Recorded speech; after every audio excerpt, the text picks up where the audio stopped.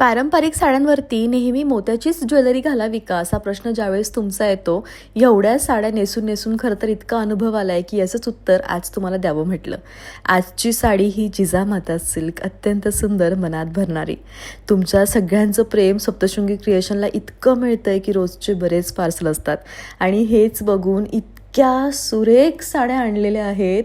Jijamata silk, पेशवाई silk, त्यानंतर नारायणपेठ. तुम्ही प्रेमात पडाल की प्रियंका केवढ्या सुंदर साड्या तू आणते तरी कुठून.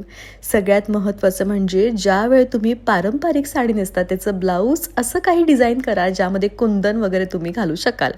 सगळ्यात महत्त्वाचं म्हणजे टेम्पल कुंदन ज्वेलरी निवडावी किंवा इमिटेशन ज्वेलरी निवडावी. त्यामध्ये मॅट फिनिश न निवडता ती साऊथसारखं लुक देणार म्हणून रखरखीत गोल्ड इमिटेशन ज्वेलरी निवडावी, जिची चमक जुन्या झालेल्या सोन्याच्या हारासारखी दिसावी.